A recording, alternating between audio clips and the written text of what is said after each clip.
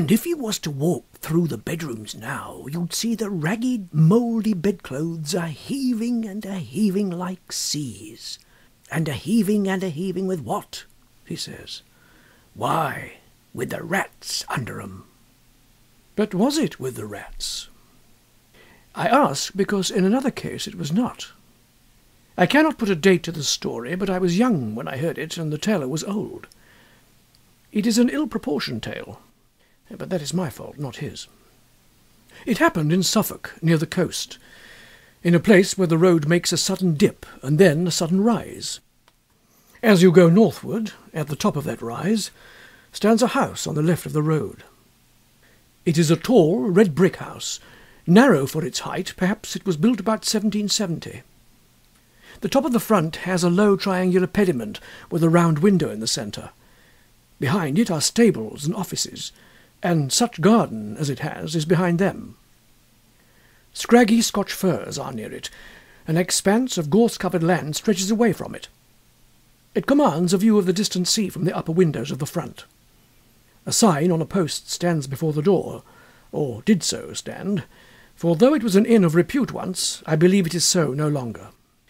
To this inn came my acquaintance, Mr. Thompson, when he was a young man, on a fine spring day, coming from the University of Cambridge, and desirous of solitude in tolerable quarters, and time for reading. These he found, for the landlord and his wife had been in service, and could make a visitor comfortable, and there was no one else staying in the inn. He had a large room on the first floor, commanding the road and the view, and if it faced east, why, that could not be helped. The house was well built and warm. He spent very tranquil and uneventful days, working all the morning, an afternoon perambulation of the country round, a little conversation with country company, or the people of the inn in the evening, over the then fashionable drink of brandy and water, a little more reading and writing, and bed. And he would have been content that this should continue for the full month he had at disposal. So well was his work progressing, and so fine was the April of that year, which I have reason to believe was that which Orlando Whistlecraft chronicles in his weather record as the charming year. One of his walks took him along the northern road, which stands high and traverses a wide common called a heath. On the bright afternoon when he first chose this direction, his eye caught a white object some hundreds of yards to the left of the road, and he felt it necessary to make sure what this might be. It was not long before he was standing by it, and found himself looking at a square block of white stone, fashioned somewhat like the base of a pillar, with a square hole in the upper surface.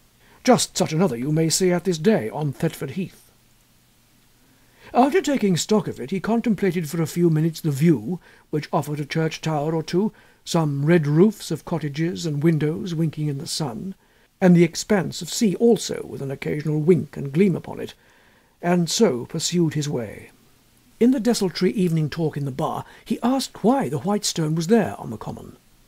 "An old-fashioned thing that is," said the landlord, Mr. Betts.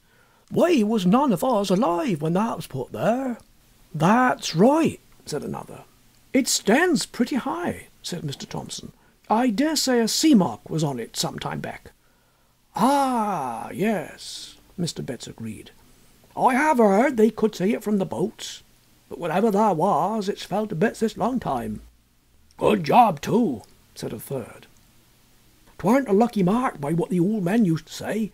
Not lucky for the fishing, I mean to say." "Why ever not?" said Thompson. "Well, I never say it myself," was the answer.